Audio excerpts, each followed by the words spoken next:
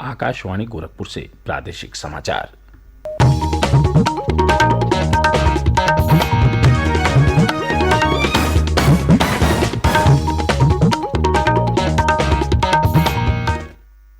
नमस्कार।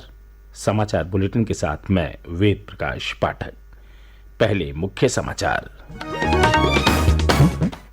प्रधानमंत्री नरेंद्र मोदी आज आकाशवाणी पर मन की बात कार्यक्रम में लोगों से साझा करेंगे अपने विचार।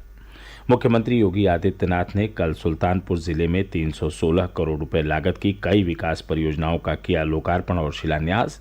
कहा, कमजोर वर्गों का कल्याण प्रदेश सरकार की है प्राथमिकता। राज्य मंत्रिपरिषद ने कई महत्वपूर्ण प्रस्तावों को दी मंजूरी। प्राथमिक और उच्च प्राथमिक स्कूलों के बच्चों के यूनिफॉर्म और स्कूल बैग के लिए खाते में भेजी जाएगी धनराशि। और प्रदेश में कोरोना टेस्ट और टीकाकरण का काम तेजी से जारी। 98% से अधिक हुई कोरोना संक्रमण की रिकवरी दर।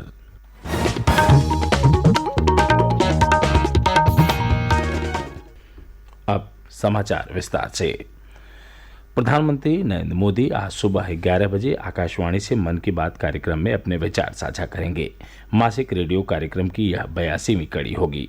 मन की बात कार्यक्रम का आकाशवाणी और दूरदर्शन के समूचे नेटवर्क पर प्रसारण होगा। यह आकाशवाणी समाचार की वेबसाइट और news on AIR mobile app पर भी उपलब्ध रहेगा। आकाशवाणी समाचार, DD न्यूज, प्रधानमंत्री कार्यालय तथा सूचना और प्रसारण मंत्रालय के YouTube चैनलों पर सीधे प्रसारित होगा। आकाशवाणी से हिंदी प्रसारण के तुरंत बाद मन की बात कार्यक्रम प्रादेशिक भाषाओं में भी प्रसारित किया जाएगा। प्रादेशिक भाषाओं में इसे रात 8 बजे फिर सुना जा सकेगा। प्रधानमंत्री नरेंद्र मोदी कल प्रदेश के एक दिवसीय दौरे पर आ रहे हैं। श्री मोदी सिद्धार्थनगर से राज्य के नवनिर्मित 9 मेडिकल कॉलेज का लोकार्पण करेंगे। प्रधानमंत्री यहां एक जनसभा को भी संबोधित करेंगे। इसके अलावा वह अपने निर्वाचन क्षेत्र वाराणसी भी जाएंगे और वहां कई विकास परियोजनाओं का लोकार्पण और शिलान्यास करेंगे। मुख्यमंत्री योगी आदित्यनाथ ने कल सुल्तानपुर जिले में 316 करोड़ रुपए लागत की विकास परियोजनाओं का लोकार्पण और शिलान्यास किया। इसमें 25 करोड़ रुपए लागत की 88 परियोजनाएं पूरी हो चुकी हैं, जबकि मेडिकल कॉलेज सहित 291 करोड़ रुपए लागत की 39 परियोजनाओं की आधारशिला रखी गई है। जिले के इसौली क्षेत्र के कमेटी में आयोजित समारोह में मुख्यमंत्री ने कहा कि प्रदेश सरकार कमजोर वर्गों के कल्याण के लिए प्रतिबद्ध है और इस दिशा में कई कल्याणकारी योजनाएं प्रभावी ढंग से लागू की गई हैं, जिनका लाभ उन्हें मिल रहा है, जबकि मुद्दा विहीन विपक्ष विकास के कामों में बाधा पैदा कर रहा है। उन्होंने कहा कि केंद्र और राज्य की पूर्ववर्ती सरकारों की अपेक्षा भाजपा सरकारें पारदर्शिता और प्रभावी ढंग से गरीबों, मजदूरों और किसानों के हितों की सुरक्षा कर रही हैं। श्री योगी ने कहा कि गरीबों के लिए आवास, स्वास्थ्य सुरक्षा के लिए आयुष्मान कार्ड सहित कई योजनाएं चलाई जा रही हैं। उन्होंने कहा कि प्रदेश में अब तक 4.5 लाख युवाओं को बगैर रिश्वत के सरकारी नौकरियां दी गई हैं।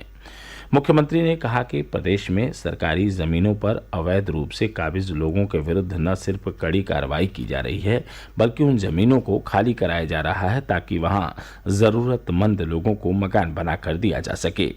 इस अवसर पर स्थानीय सांसद मेनका गांधी ने सुल्तानपुर चीनी मिल के जीर्णोद्धार और सीता कुंड को रामायण सर्किट से जोड़ने की मांग की। समारोह को भाजपा के प्रदेश अध्यक्ष स्वतंत्र देव सिंह, नगर विकास मंत्री सुरेश कुमार खन्ना ने भी संबोधित किया। उच्चतम न्यायालय ने कहा है कि सिविल सेवा परीक्षा में सफल उम्मीदवार को अपनी पसंद से गृह राज्य कैडर आवंटित करने की मांग का अधिकार नहीं है। शीर्ष न्यायालय ने कहा कि सफल उम्मीदवार नियुक्ति से पहले देश में कहीं भी सेवा करने का विकल्प चुनते हैं, लेकिन बाद में वे गृह राज्य में कैडर आवंटित करने की मांग करते हैं। उच्चतम न्यायालय का यह आदेश केरल उच्च न्यायालय के फैसले के खिलाफ केंद्र सरकार की अपील पर दिया है। केरल उच्च न्यायालय ने हिमाचल प्रदेश की निवासी भारतीय प्रशासनिक सेवा की एक महिला अधिकारी को उसके गृह राज्य में कैडर आवंटित करने का फैसला दिया था। न्यायमूर्ति हेमंत गुप्ता और वी रामा सुब्रमण्यम ने उच्च न्यायालय के इस निर्णय को निरस्त कर दिया। प्रदेश के मुख्य सचिव राजेंद्र कुमार तिवारी ने आगामी त्योहारों में आवश्यक वस्तुओं के उचित मूल्य पर उपलब्धता सुनिश्चित कराने के लिए हफ्ते में 3 बार जरूरी वस्तुओं की कीमतों की समीक्षा करने का अधिकारियों को निर्देश दिया है। श्री तिवारी लखनऊ में त्योहारों के मद्देनजर आवश्यक वस्तुओं की उपलब्धता और उनकी कीमत पर नियंत्रण के संबंध में बैठक कर रहे थे। मुख्य सचिव ने खाद्य तेलों की कीमतों में बढ़ोतरी को देखते हुए उन पर विशेष नजर रखने को कहा है। ये समाचार आप आकाशवाणी गोरखपुर से सुन रहे हैं। ये समाचार बुलेटिन हमारे YouTube channel AIR news Gorakhpur और ट्विटर हैंडल AIR News_GKP पर भी उपलब्ध है। प्रदेश में परिषदीय और गैर सरकारी सहायता प्राप्त प्राथमिक और उच्च प्राथमिक स्कूलों में पढ़ने वाले कक्षा 1 से 8 तक के बच्चों को यूनिफॉर्म, स्वेटर, जूता मोजा और स्कूल बैग देने की जगह सरकार अब वस्तुओं को खरीदने के लिए अभिभावकों के बैंक खातों में धनराशि भेजेगी। प्रत्येक छात्र के लिए अभिभावक के बैंक खाते में DBT के तहत 1100 रुपये भेजे जाएंगे। यह निर्णय लखनऊ में मुख्यमंत्री योगी आदित्यनाथ की अध्यक्षता में हुई राज्य मंत्रिपरिषद की बैठक में लिया गया। इस नई व्यवस्था के लिए अभिभावकों के खाते में 1800 करोड़ रुपए की धनराशि अंतरित की जाएगी, जिससे 1 करोड़ 60 लाख से ज्यादा छात्र छात्राओं को फायदा मिलेगा। इस बंदोबस्त से छात्र छात्राओं को न सिर्फ यूनिफॉर्म, स्कूल बैग सहित अन्य सामग्री समय पर मिल सकेगी, बल्कि जनपदी और ब्लॉक स्तरीय अधिकारी प्रोक्योरमेंट प्रक्रिया से मुक्त होकर शिक्षा की गुणवत्ता बढ़ाने पर अधिक ध्यान देने की हालत में होंगे। मंत्रिपरिषद ने उत्तर प्रदेश कृषि निर्यात नीति 2019 में संशोधन किए जाने के प्रस्ताव को भी मंजूरी दे दी है। यह निर्णय किसानों के कृषि उत्पादों के निर्यात को प्रोत्साहित करने के उद्देश्य से किया गया है। इससे उनके उत्पादों को बेहतर मूल्य मिल सकेगा और निर्यात सरल और सुगम हो जाएगा। इसके अलावा निर्यात आधारित कृषक क्लस्टर बनाने में आ रही व्यवहारिक दिक्कतों को देखते हुए 20-20 हेक्टेयर की आपस में निरंतरता को खत्म करते हुए विकास खंड की सीमा में न्यूनतम 50 हेक्टेयर की कृषि भूमि होने का प्रावधान किया गया है।